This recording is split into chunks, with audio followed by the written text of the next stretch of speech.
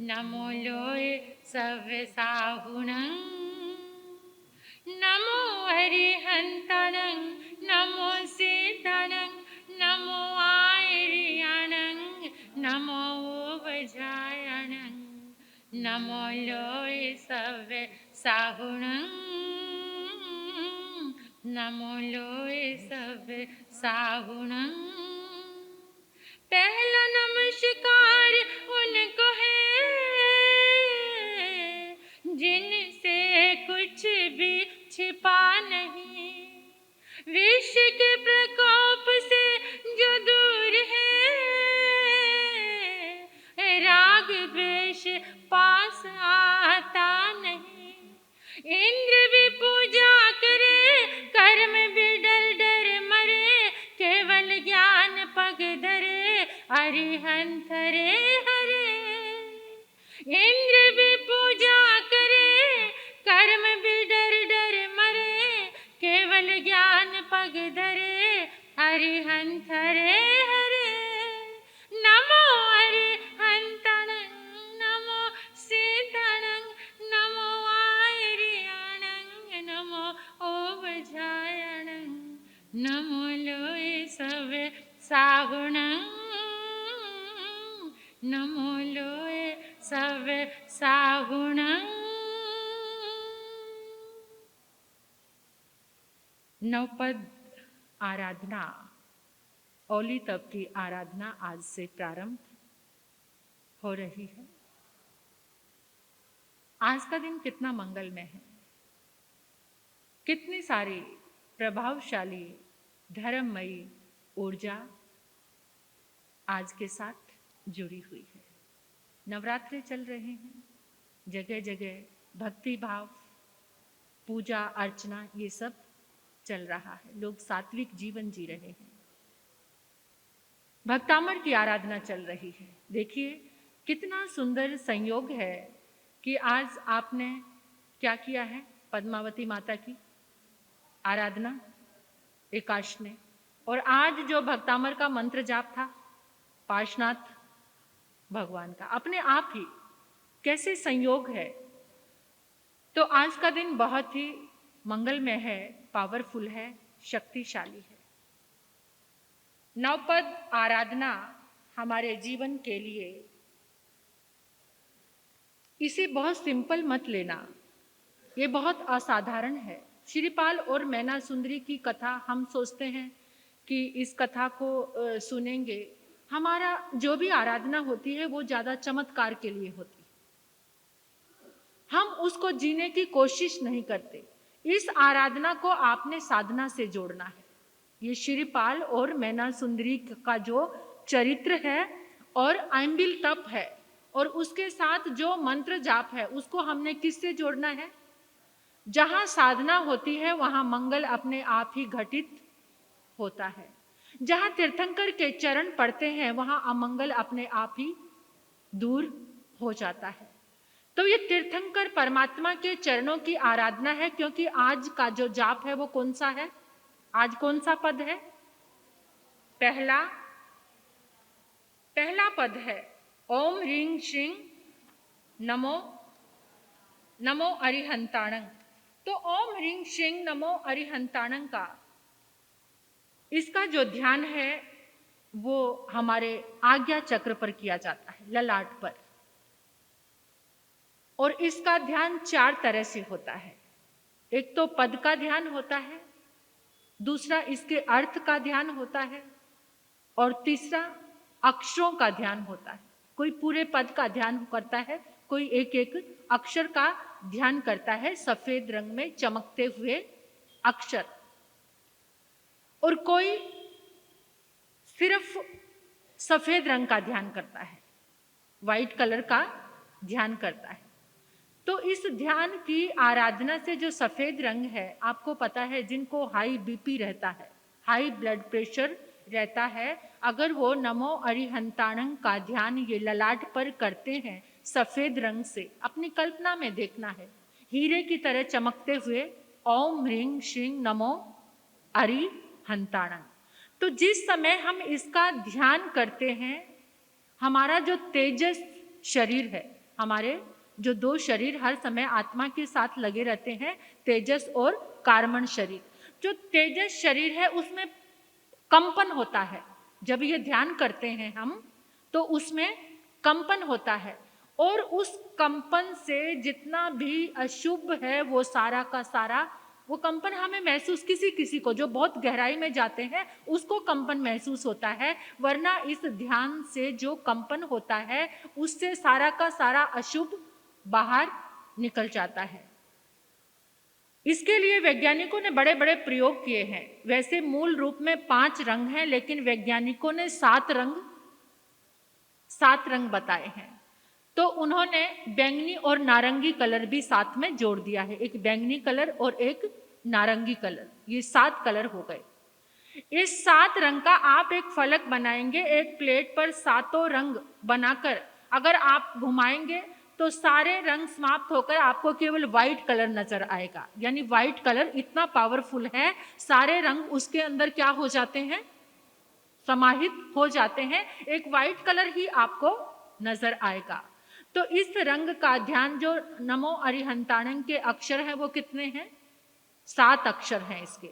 इन 7 अक्षरों का चमकते हुए अगर आप अपने आज्ञा चक्र पर ध्यान करते हैं, आप ये आराधना करते हैं, इस आराधना से बड़े बड़े प्रयोग आप लोग कर सकते हैं। हम कुछ भी नहीं करते, अपने तक ही सीमित रहते हैं। हम तो केवल आपको ये संदेश दे सकते हैं, लेकिन बड़े लोगों ने प्रयोग किया है। जैसे अगर आप किसी का कल्याण करना चाहते हैं, जहां कुष्ठ आश्रम है, ये श्रीपाल और मैना सुंदरी के चरित्र की इस जप की आइंबिल तक की ताकत आप लेकर जाते हैं। ओम ह्रीं श्रीं नमो अरिहंताणं की साधना करके अगर थोड़ा सा जल लेकर आप निरंतर उन कोढ़ी व्यक्तियों के पास जाके इसका महत्व समझाते हैं, वो जल उनको देते हैं, या आप उनको कहते हैं कि आप 5 मिनट के लिए ओम ह्रीं श्रीं नमो अरिहंताणं का ये जाप करो, तो धीरे धीरे उनका कोढ़ ठीक होना शुरू हो जाएगा। लेकिन हमें तो खुद से ही फुर्सत नहीं है। जितना चमत्कार हो, जितना अच्छा हो, किसके लिए हो, किसके लिए, खुद के लिए। अगर इतना सा आप कोढ़ी आश्रम में जाकर भोजन बहुत बार करा के आए होंगे, कराते होंगे, ये कोई बेटे का जन्मदिन है या आपकी एनिवर्सरी है, कुछ ऐसा काम, वहाँ पर अगर आप उनको 10 मिनट देते, आपका जो मंडल है, इस मंडल में एक ये क्रिएशन भी आप कर लो, एक दिन रखो, आप सब महिलाएं वहाँ पर जाकर उनको खुद बताओ, क्योंकि वो रोगी है, और जिस रोगी को ऐसी दवा मिले कि आप निरंतर ठीक होने शुरू हो जाएंगे, आप थोड़ा सा जल लो, जल को आगे रखो, ओम ह्रीं श्रीं नमो अरिहंताणं 5 मिनट तक, क्योंकि एक अक्षर सीखा जा सकता है, सीखा जा सकता है, और उस जल को वो पिए और लगाएं, क्योंकि 700 कोढ़ी किससे ठीक हुए थे। इसका प्रयोग करना ना, हमें ऐसे खाली सुनकर छोड़ नहीं देना। तो इसको जब 700 कोढ़ियों के ऊपर वो जल डाला गया तो वो क्या हो गए थे, निरोग, कोढ़ का रोग ठीक हो गया था। तो आज भी हम इस प्रयोग को कर सकते हैं, और ये आप लोगों के द्वारा संभव हो सकता है। हम प्रेरणा आपको प्रेरित कर सकते हैं, तो कम से कम कुछ ऐसा कदम तो उठाना चाहिए। तो नवपद की आराधना का पहला जो चरण है, ओम ह्रीं श्रीं नमो अरिहंताणं का ध्यान आपको अपने ललाट पर करना है, जिससे जो भी रोग होगा, बीपी की, हाई बीपी की शिकायत तो अवश्य ही इससे कम होगी अगर आप निरंतर इस साधना को करते हैं। नमो अरिहंताणं की आज जो विधि से जाप करते हैं, तो उनको अरिहंत भगवान के कितने गुण, 12, अरिहंत के 12 गुण। तो आज 12 ओम ह्रीं श्रीं नमो अरिहंताणं की आपको माला करनी है, जो विधि से आइंबिल तप की आराधना कर रहे हैं। 12 लोगस का ध्यान करना है, 12 तिकुतु के पाठ से वंदना करनी है, 12 नमोथुणं करना है, और 12 खमा समनों भी करना है। तो जो आज भोजन रहेगा, यानी जो आइंबिल के लिए जो धान्य रहेगा, वो सफेद रंग, और आपको गुरनी महाराज साहब ने प्रेरणा दी है कि 9 आपको क्या करने हैं, कलर वाले एकाशने। तो आज के एकाशने का जो भोजन रहेगा वो सफ़ेद, यानी चावल। और भी आप देख लो अन्न में वाइट चीज़ क्या आती है, जैसे वाइट जवारे का आटा भी हो सकता है, उसमें चावल की रोटी बना सकते हैं, चावल का कोई चीला बना सकते हैं, कुछ भी ऐसा जो आप लोग बड़े परफेक्ट हैं सब कुछ करने के लिए, यानी उसके लिए बताया है। और जो आज आइंबिल करेंगे उनको केवल सफ़ेद रंग के जैसे चावल का ही धान्य लेना रहेगा। तो इस तरह से ये आराधना। और अब आ जाते हैं हम श्रीपाल और मैना सुंदरी का पावन चरित्र, इसको प्रारंभ करने जा रहे हैं। तो प्रारंभ करने से पहले हम 24 तीर्थंकर भगवान, 20 विहरमान भगवान, समस्त गणधर भगवान, सरस्वती माता, जिनवाणी माता और अपने गुरुदेव को, गुरनी मैया के चरणों में कोटि कोटि वंदन करते हैं, आपकी आज्ञा ग्रहण करते हैं। आज्ञा ग्रहण करके इस चरित्र का आचमन आप सभी ने करना है। बहुत बार आपने श्रीपाल मैना सुंदरी का चरित्र सुना होगा, है ना, हर ओली तप में आप सुनते हैं, लेकिन अब सुनकर उसकी साधना करनी है। खुद को ऐसा महसूस करना है आप श्रीपाल हैं, मैना सुंदरी हैं, ऐसा अपने आप को बनाकर अगर ये साधना करेंगे तो ये साधना आपके जीवन में कर्मों की निर्जरा तो करेगी ही, लेकिन आपको काबिल बनाएगी कि आप दूसरों का भला और कल्याण करने का माध्यम बन सकते हैं। कहाँ से प्रारंभ हुई ये नवपद की आराधना? ये श्रीपाल चरित्र कवि कह रहे हैं कि गौतम स्वामी भगवान महावीर की आज्ञा को धारण कर, वीर आज्ञा सिरदार श्री गौतम अणगार, आए राजगृही मंझार, करता पर उपकार, वंदे श्रेणिक आन, गुरु किया बयान, धर नव पद ध्यान, मिले पग पग निधान, श्रेणिक पूछ सुजान, धरा किसने ये ध्यान, हुआ किसका कल्याण, कहो आप ज्ञानवान, एक नृप श्रीपाल, जपा नव पद त्रिकाल, हुआ पल में निहाल, सुनो श्रेणिक भूपाल। परमात्मा प्रभु महावीर की आज्ञा को धारण करके गौतम स्वामी संतों के साथ राजगृही नगरी के बाहर गुणशील उद्यान में पधारते हैं। राजा श्रेणिक वंदन करने के लिए अपने राजकुमारों के साथ, रानियों के साथ, प्रजाजनों के साथ गौतम स्वामी भगवान के चरणों में आते हैं। तो जैसे प्रवचन माला चली तो उसमें नौपद की महिमा का व्याख्यान आया। गौतम स्वामी नौपद की महिमा के बारे में बताने लगे। अभी तक तो हम 5 पदों की ही आराधना करते हैं, लेकिन गौतम स्वामी ने कहा कि जो नौपद की आराधना करता है वो सारे कर्मों से हल्का होकर निर्वाण पद को प्राप्त करता है। तो हाथ जोड़कर श्रेणिक विनंती करने लगे कि प्रभु मुझे इतना फरमाए कि नवपद की आराधना अपने जीवन में किसने की और उसको क्या फल की प्राप्ति हुई, उसके जीवन में क्या हुआ। तो उस समय गौतम प्रभु कहने लगे कि श्रेणिक एक राजा था जिसका नाम श्रीपाल था।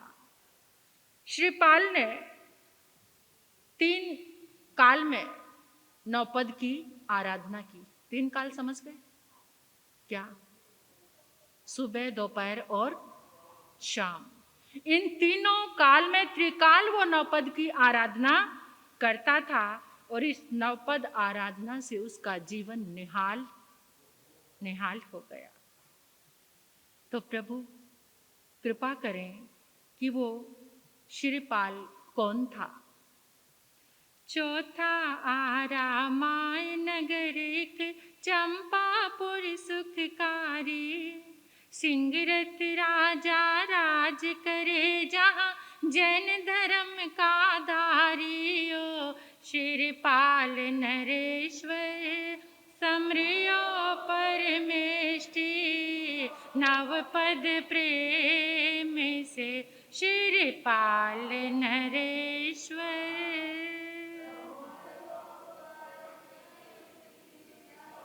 पद प्रेम से। चौथा आरा चंपापुरी नाम की नगरी, सिंगरत नाम का राजा राज्य करता था। चौथे आरे की बात है, ध्यान से सुन लेना। ये कथा कुछ रिश्तों से भी जुड़ी है। हमारे जीवन में 3 चीजें महत्वपूर्ण होती हैं जिसे समझना बहुत जरूरी है। 3 चीजें मिलती हैं जीवन में, 3 धाराएं हैं। एक धर्म है, एक कर्म है, एक रिश्ते हैं। धर्म हम कर सकते हैं, कर्म जो हमने पहले किया उसको भोगना है, उसमें हमारा वश। रिश्ते भी हमारी इच्छा से नहीं मिलते, वो भी कर्म के कारण हमें मिले हैं।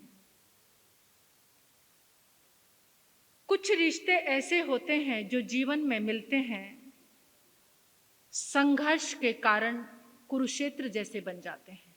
एक ही घर में रह रहे हैं, कहने को वो रिश्ते हैं, वो परिवार है, लेकिन वो परिवार कुरुक्षेत्र जैसा संघर्ष है। और एक रिश्ते ऐसे हैं जो इतना प्रेम है परिवार में, एक परिवार आदिनाथ भगवान का, जहां हर सिद्धत्व का वरदान लेकर आया। लेकिन उन रिश्तों की शुरुआत किसने की थी?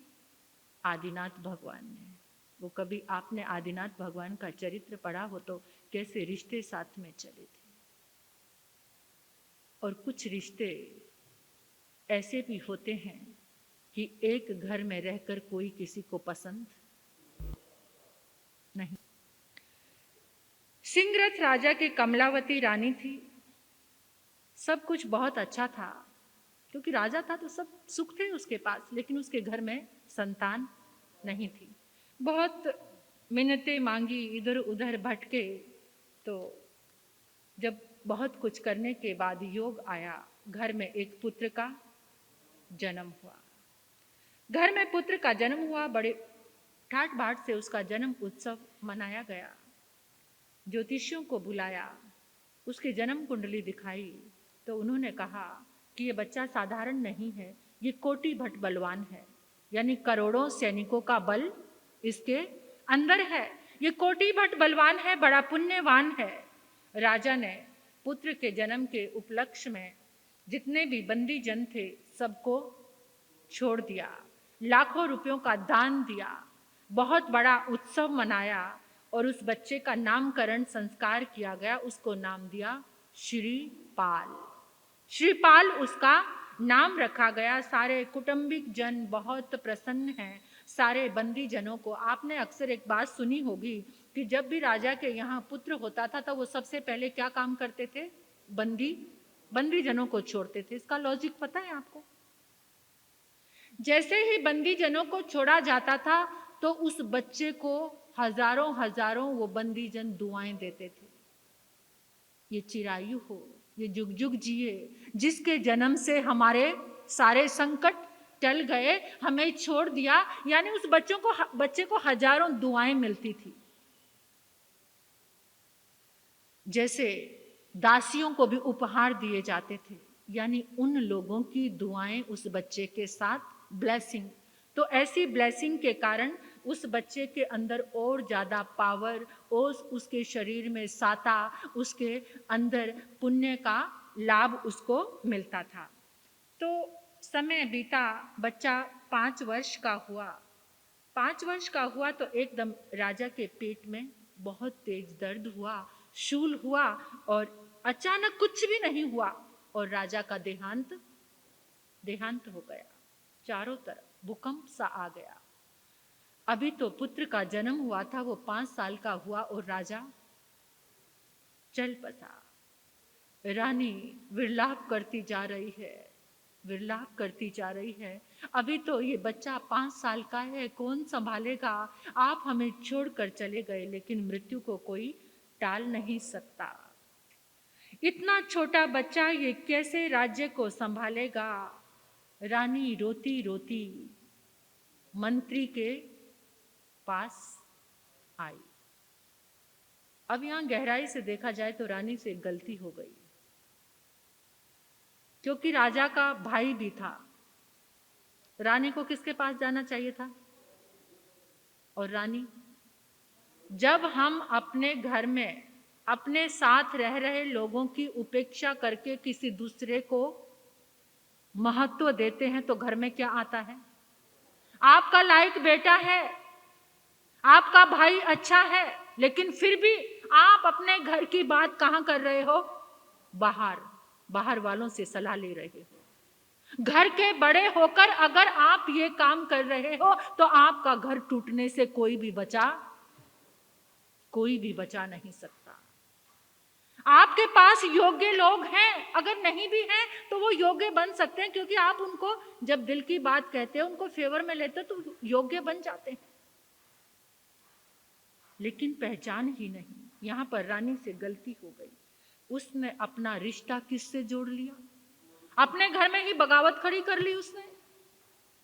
जो भाई था, राजा का भाई था, उसके पास जाना चाहिए था, और जाती वो कहती कि अब आपको ही सब कुछ संभालना है, तो वो अवश्य उस बच्चे का पालन करता। लेकिन रानी भटक गई और जाकर मंत्री के पास जाकर कहने लगी, अब आपके सिवा कोई नहीं है इस बच्चे को संभालने के लिए। अब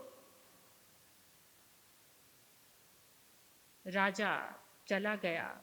रानी की बुद्धि ऐसी हो गई। बुद्धिमान मंत्री था, ठीक था, लेकिन उसने कहा कि कोई बात नहीं, चिंता मत करो, मैं बैठा हूं ना। मंत्री ने ये नहीं कहा कि आपके जो देवर हैं, बच्चे का जो काका है, उसके पास लेकर जाओ, वो संभाल लेगा, नहीं।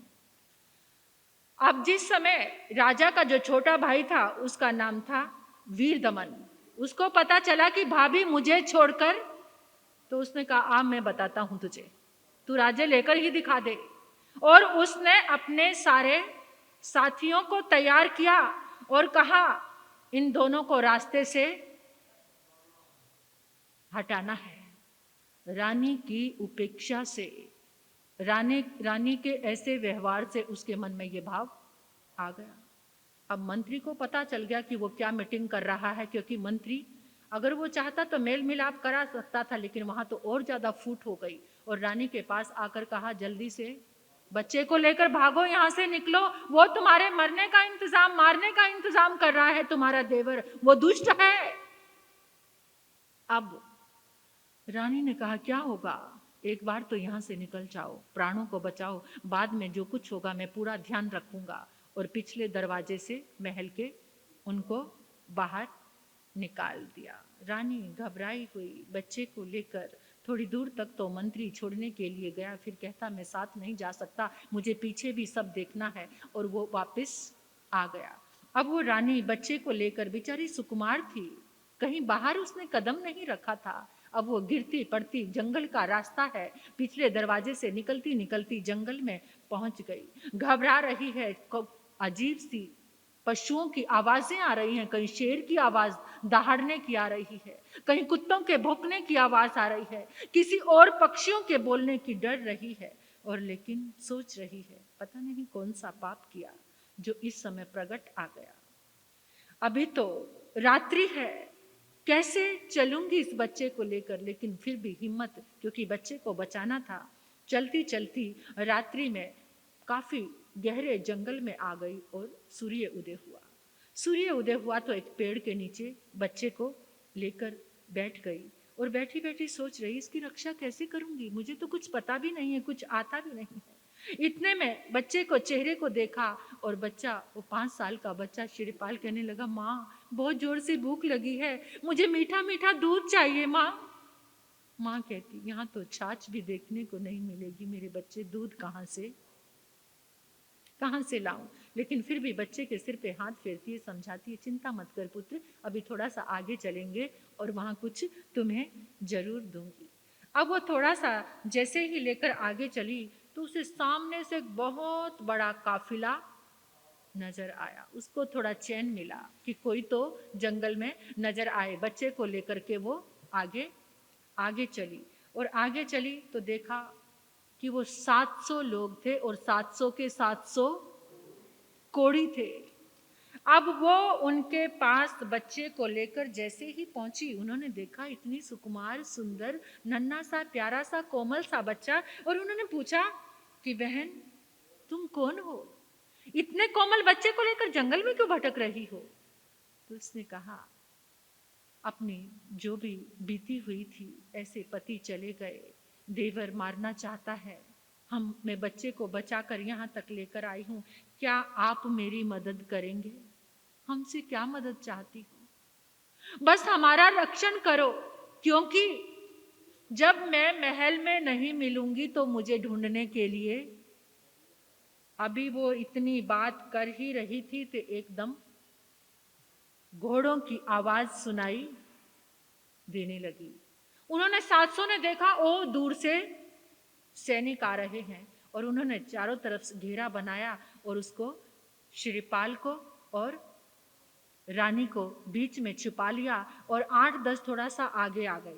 आगे आए तो सैनिक आए, आकर पूछने लगे, तुमने किसी बच्चे को और एक स्त्री को देखा है। वो बच्चे को लेकर इधर ही आई थी। कहते, दूर दूर, हमसे दूर रहना, हमें कोढ़ का रोग हो गया है, अगर हमें छुओगे तो तुम भी कोढ़ी हो जाओगे। वो कहते, चलो भागो यहां से, आ बैल मुझे मार, ऐसी मुसीबत कौन गले में डालेगा। अरे इनको तो कोढ़ का रोग है, जहां होगी रानी होगी और कहीं ढूंढते हैं, लेकिन इनको छोड़कर दूर भागो। तो सारे के सारे सैनिक दूर चले गए। अब वो रानी अपने बच्चे को लेकर उन 700 कोढ़ियों के साथ चल रही है। उनके पास एक गधा था। अब वो छोटा बच्चा था, कितना लेकर चलते। तो वो सब क्या कहते, ये हमारा राजा है, और उस गधे के ऊपर उसको बिठाकर चलते कि ये कहीं थक जाएगा। समय हूँ और कहीं से कोढ़ की दवा, किसी ना किसी वैद्य के पास जाती हूँ और कोढ़ की दवा लेकर आती हूँ। तो वो रानी तो वहां से विदा लेकर चल पड़ी किसी वैद्य की खोज में, और उधर से उन कोढ़ियों का काफिला चलते चलते उज्जैनी नगरी की ओर आ गया। उज्जैनी नगरी में आए, बाहर आए। उज्जैनी नगरी में उस समय पद्मपाल नाम का राजा था, जो न्याय नीति से पालन करता था। उस राजा की 2 पत्नियां थी। एक पत्नी का नाम था सौभाग्य सुंदरी, जो जिन धर्म को नहीं मानती थी, अन्य धर्म को धारण करने वाली थी। और दूसरी पत्नी थी, उसका नाम था रूप सुंदरी, जो जिन शासन को समर्पित थी, जिन देवों की भक्ति करती थी। उनके 2 ही कन्या थी। एक की बेटी जो जिन धर्म को मानने वाली, उसकी बेटी का नाम था मैना सुंदरी, और जो अन्य मत को मानने वाली थी, उसकी बेटी का नाम था सुर सुंदरी। तो सुर सुंदरी, उसने अपनी, क्योंकि वो अपने अनुसार अपनी बच्ची का संस्कार दे रही थी, तो उसने जो वैदिक धर्म के जानकार आचार्य थे, उनके पास उसको विद्या अध्ययन के लिए भेजा। और मैना सुंदरी को उसकी माता ने, जो जिन मत का ज्ञान देने वाले थे, नव तत्व को सिखाने वाले थे, ऐसे जैन शास्त्री के पास उसको ज्ञान दिलाने के लिए भेजा। दोनों बच्चियों ने ज्ञान अर्जन किया, शिक्षा अर्जित की, और शिक्षा अर्जित करके एक समय आया कि दोनों राजा के दरबार में पहुंची। बेटियों को इस तरह से 64 कलाओं में निष्णात होकर आई देख राजा बहुत प्रसन्न हुआ। राजा ने एक विराट सभा की। उस विराट सभा में उस जो वो आचार्य आए थे, कुलपति आए थे, उन बच्चियों को लेकर दोनों को अच्छे से दान दिया, दक्षिणा दी, अच्छा द्रव्य देकर उन पंडितों को वहां से विदा किया। विदा किया तो सुर सुंदरी से राजा ने कुछ क्वेश्चन पूछे और क्वेश्चन पूछने के बाद कहा, बेटा मैं तुम्हें इच्छित वरदान का वर देता हूं।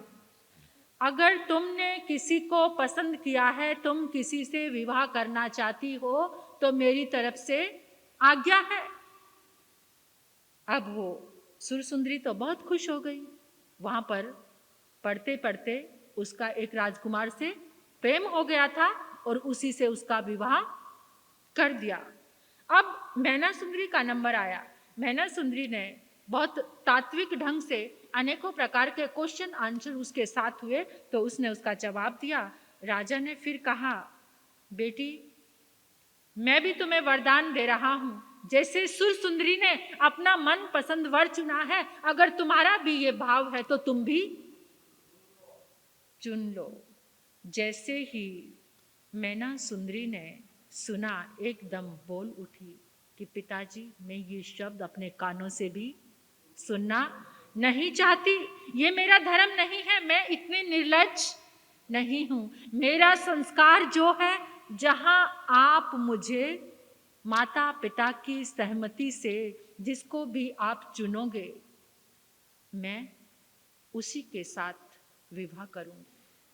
राजा को जब ऐसा जवाब मिला, और पिताजी एक बात और सुनो, कोई किसी को वर देने वाला, ये कर्म से निश्चित हुआ है सब कुछ। मेरा कर्म मुझे जो देगा वो मुझे।